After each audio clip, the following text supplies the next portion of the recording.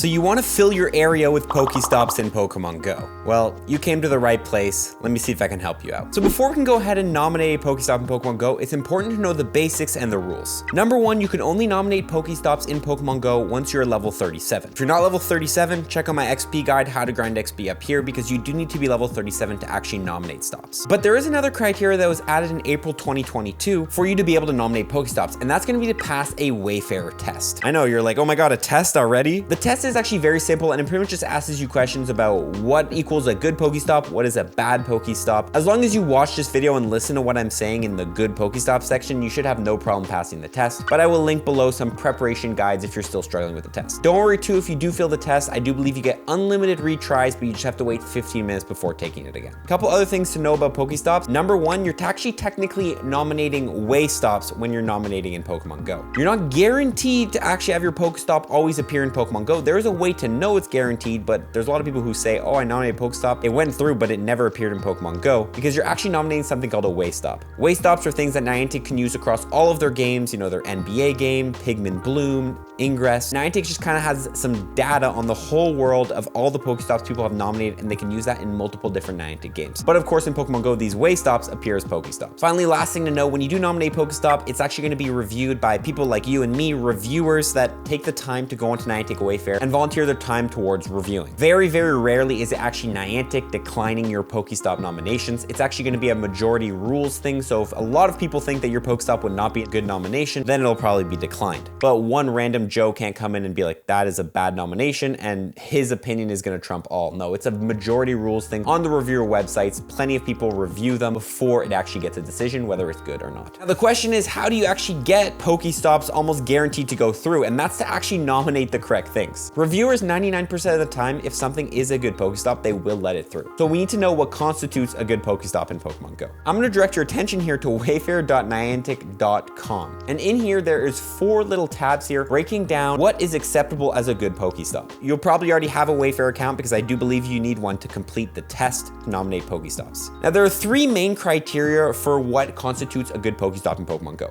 Number one, it's a great place for exploration, a place where you love to venture out to, a destination or a local interest. Overall, you can go there and explore and run around and just mess around with your friends. They actually have some examples here: historical plaques, unique art or architecture, public libraries, public places of worship, zoos, museums, etc., etc. The second one is going to be a place where you go to get some fresh air, stretch your legs, or exercise. A place that encourage walking, exercising, and enjoying public spaces. Examples: parks, plazas, gardens, forests, hiking trails, biking trails, etc., etc. Finally, a great place to be social with others. Favorite gathering place for friends or strangers alike, where you can share a meal or a drink, be entertained, etc., etc. Pavilions, post offices, gaming and comic book stores, libraries, parks and plazas, fountains and water features, etc., all constitute those. As long as your Pokestop is one or a combination of these 3 things, it is generally known as an acceptable way stop. See, a Pokestop must meet at least one of these 3 legibility criterias for it to be accepted. So remember those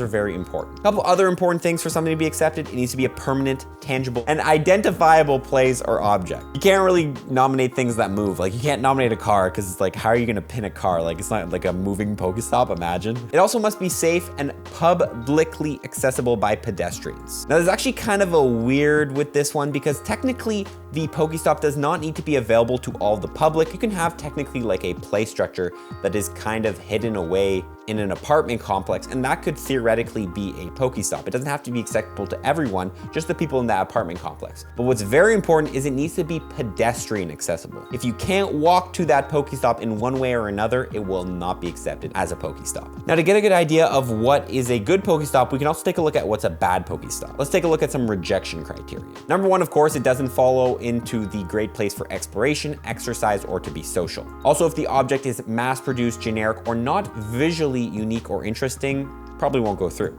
Something like a sign, a street sign, a random ball, you know, a pylon. Those are all just very generic things that are not unique and won't be Pokestops. Also, location is going to be a big thing. There are a lot of things that are on certain locations that actually cannot be nominated. If the location is unsafe or doesn't have pedestrian access, of course, it won't be accepted. We talked about that. But if the location is a private residential property, even if historical, farmland, or on a K-12 and under school, preschools, elementary schools, secondary schools, that does not include universities and colleges, daycare centers, rehabilitation validation centers, safety centers, all stuff on those properties will not be accepted. So like you can't nominate anything in your house, even if you have a playground in your backyard, you can't nominate that. It's on a private residential property, and you can't nominate something at your local elementary school or middle school or whatever. Like, cause I know there's plenty of playgrounds there and people are like, I'm gonna nominate the playground there.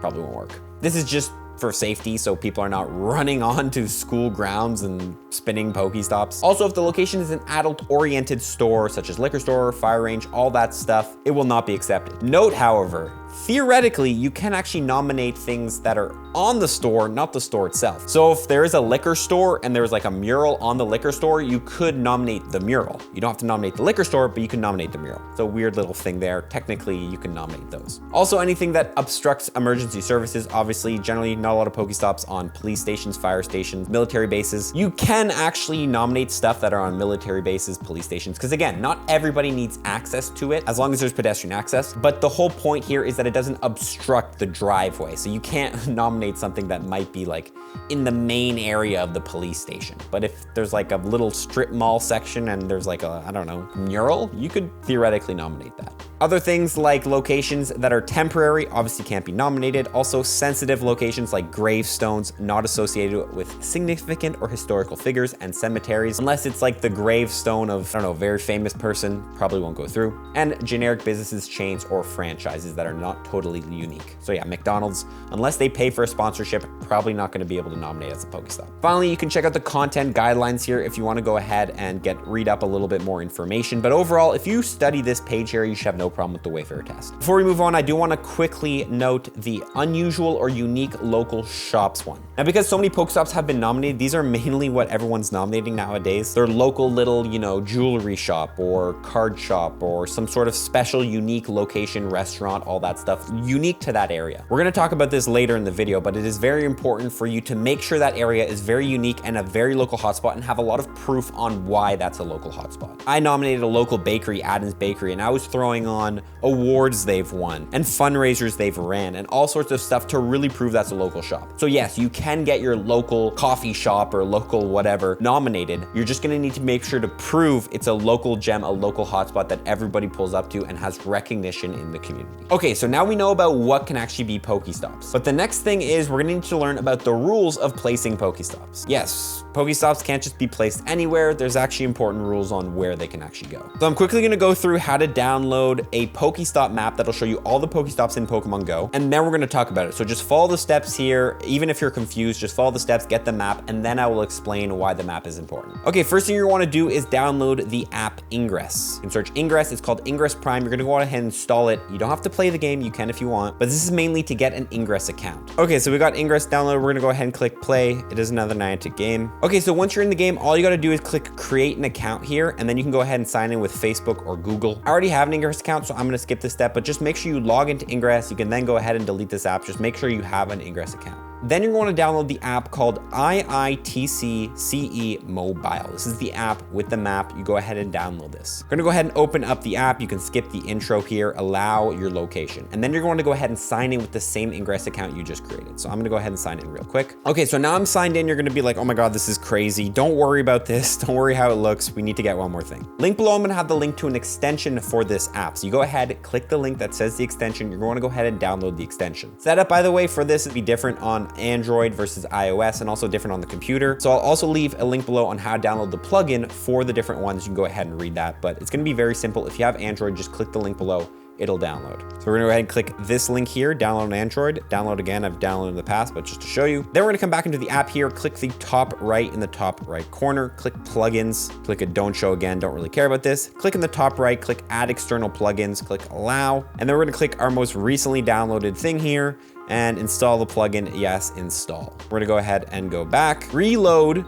to reopen the game or refresh it now that the plugins are down, and here you go. Then you wanna go in the top right corner, click plugins, click layer, and then turn on the Pogo Tools layer. Then when you come back into the game, this is what you're gonna be able to see. You also come up here, click layer chooser. I like to turn on satellite view. Now you can see here, it's gonna show you all the waypoints in Pokemon Go. These are not gonna be all Pokestops/gyms that appear in the game, and we're gonna explain why. If you're gonna zoom in here, you're gonna see some bigger squares here, the large green squares, and then you're gonna see some smaller squares here. These are called S2 cells. Now imagine the world split up into super small little squares of area. That's what an S2 cell is. It's pretty much just a little 50 by 50 meter square or 1 kilometer by 1 kilometer square, depending on the size of it, that splits up the world into little sections. And these cells here are gonna affect how Pokestops are placed. The bigger size one here, the one that was just orange for a second, but the large green one is gonna be called a level 14 S2 cell. We're not gonna be worrying about those today because those have to do with gyms. But these smaller green circles are called level 17 S2 cells, and these affect where Pokestops place. Here's the rule.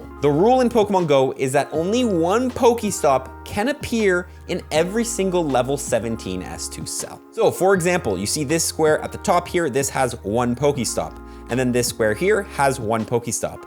This square here has one Pokestop, and this square here has one Pokestop. If we were to take a look at this square here that breaches the rules in which there's one Pokestop here and one Pokestop here in the same cell, when you're looking at Pokemon Go, you'll notice only one of these waypoints is actually gonna be a Pokestop in game. How it's decided, I believe, is whichever one comes to the game first. So it's very important to take a look at this map when you're planning on nominating Pokestops to go ahead and see that, hey, is there more than one Pokestop in this S2 cell? For example, right here, these two Pokestops are in the same cell, but as you can see, this person was very smart and they placed this other Pokestop right on the outside of the other S2 cell. Obviously, sometimes you're not gonna have the option because you do have to actually pin the Pokestop on the correct location. But for example, here you see this person put this Pokestop here right on the outside of the cell because most likely this Pokestop was already in game. Or this one of these two. So with that, they were able to get another Pokestop here. I don't know which Pokestop out of these two came first because this would also affect it, but overall, just need to know one Pokestop per level 17 S2 cell. Download the map, take a look at your area, or the area you're planning on nominating. Final thing to mention is sponsor stops are a thing in Pokemon Go in which people can pay to have Pokestops placed. Sponsored stops will sometimes affect the counts in S2 cells and sometimes they won't. So sometimes there will be situations where there is a sponsored Pokestop and a regular Pokestop in the same level 17 S2 cell and they're both Pokestops in game. But sometimes it's the vice versa in which only one of those Pokestops will appear in game and the other one will just be a waypoint that is appearing on this map but not in Pokemon Go. So yeah, just know that if you have a sponsored gym or a sponsored stop near you and you're planning on nominating something in the same S2 cell, it might be a little wonky. Also, just because there is already a waypoint in a S2 cell doesn't mean you can't go ahead and nominate another thing in there. Just note it probably won't appear in Pokemon Go because again, it's already in a S2 cell that already has a Pokestop in it. So that's pretty much all you really got to know about nominating Pokestops. Now we're going to go ahead and head out into the field. We have a pretty promising location that I think we're going to be able to throw down a Pokestop in Pokemon Go. So let's head out into the field with Dax of the Future. Hopefully we can get a new Pokestop in the game by the end of the week. Okay guys, we are here at Copeland Park and we're going to take you through the steps to nominate a Pokestop. Now as you can see here, I have the map out here and we can see the S2 cells. Right behind me is a swing set, which perfectly fits, as you can see here on the map, right into its free S2 cell. There's another Pokestop over here, but that's the park. Show it. That's the little play structure over there behind us. But we're gonna go ahead and nominate this because this should have no problem going through. It meets all the criteria, so let's go ahead and do it. Okay, so first of all, in game, you're gonna go ahead to the top right into settings, and then you're gonna go ahead and click uploads, and you're gonna click new Pokestop. It's gonna give you a little bit of information. We don't really care about that because I'm gonna explain what goes down. First step here is gonna be set a location pin. So you can go ahead and zoom in here and pin a location. Most important thing for this is just make sure that your pin, covers the location or is on the location or else it'll get declined. So as you can see, anywhere here along this will work. One thing to consider though for bigger areas like this or a soccer field, you want to put it into the place where people can access it without interrupting the activity. For example, if there's a soccer game going on, you're not going to put the Pokestop in the middle of the soccer field because then people can't really spin it because they have to run onto the field. So you'll put it on some sort of corner. But honestly, anywhere here should be fine. We're going to just go ahead and pop it there. Next step is going to be take a photo. This is going to be a very easy step. All you got to do is make sure you take a photo of the stop. Couple things, make sure the photo's not blurry, it's not too dark out, and make sure there is nobody in it. Yes, there cannot be a face, a hand, or anything in it. It needs to just be the Pokestop itself. I'm gonna go ahead and step back here to try to get the whole thing in. Come on with me. There you go. We're gonna go ahead and take a photo. No problem. That is a perfect photo. We'll go ahead and upload it. To tell you, is this a good photo? We're gonna go with yes.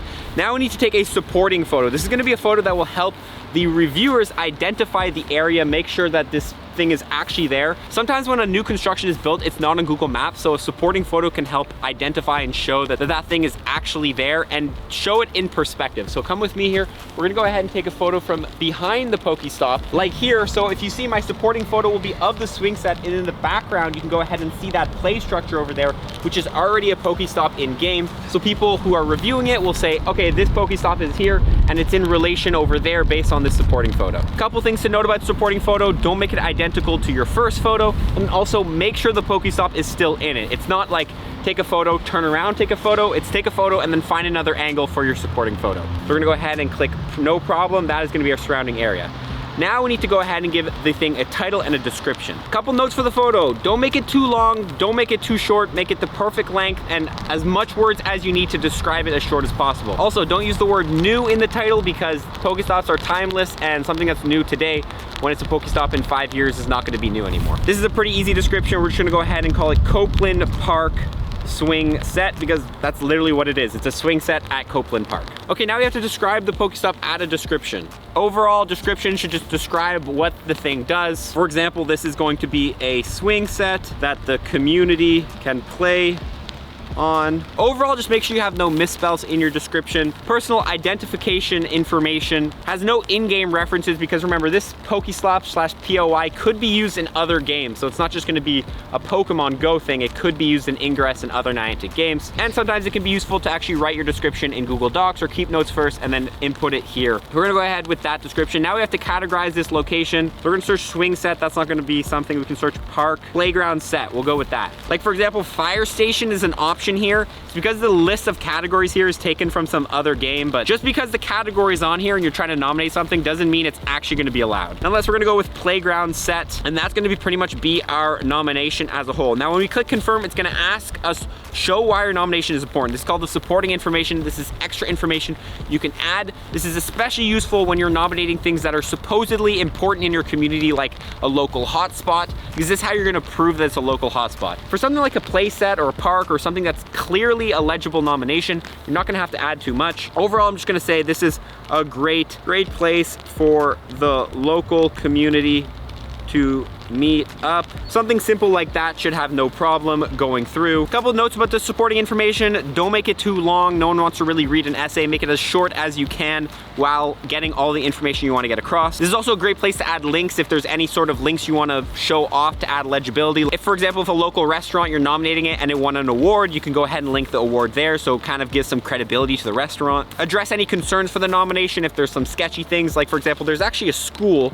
right there. So I'm just going to add, it may look close to the school, but this playset part of the public Copeland Park. So I'm kind of addressing that people might think, hey, this is part of school property, but no, this is actually on the park. This is a public area, not part of that. I think it's an elementary school. And finally, again, no Pokemon Go or Ingress references. Just make it as much about the actual thing and not about the game, because again, it might be used in other Niantic games. Finally, we're gonna go ahead and click upload now, saying submission failed. Okay, I think my internet is glitching out here, but I'm gonna go ahead and make sure this nomination goes through, but that's pretty much the steps of nominating in Pokemon Go. A couple final things to note here: title, description, and photo are all uneditable things. So once you put it, it's not gonna be editable by a reviewer. So if you put, hey, reviewer, let this through in the description, they're probably gonna decline it because they have no way to take that out and let it go through. So be sure whatever you want to put in the title, description, and photo, that's what's gonna be there permanently if it goes through. Also, please follow the rules. Just because you have a garbage can near you and you wanna try to get a Pokestop doesn't mean you should just go ahead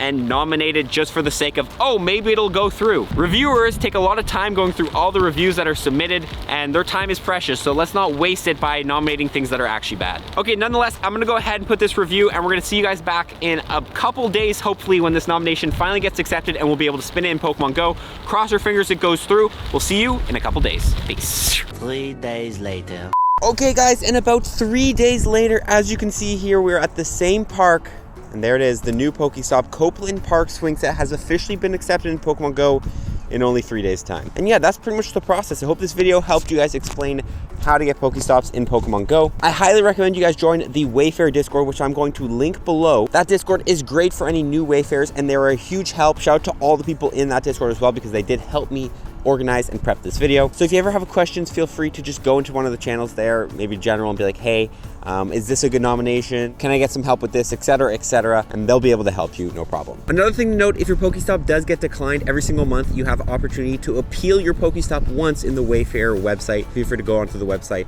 and go ahead and appeal your Pokestop. Because if you truly believe it should be a nomination, then you can appeal it, and then someone actually at Niantic will take a look at it and decide if it should be or not. Now that begs the final question: how did you get their Pokestop to go through so fast, Dax? And that all comes with something called an upgrade. An upgrade is something that you can speed and fast track your nomination, because I'm sure some of you guys who have nominated have felt super long wait times on getting your Pokestop accepted, and all of this can be saved by just getting an upgrade. And to get an upgrade, you actually need to become a reviewer. If you want to learn how to get upgrades, go ahead and check out the video out here. And then also, if you want to learn how to turn your Pokestops into gyms, check out the video out here. Hope this video helped you guys. We're gonna see you on the next one. Follow for this, everybody. Peace.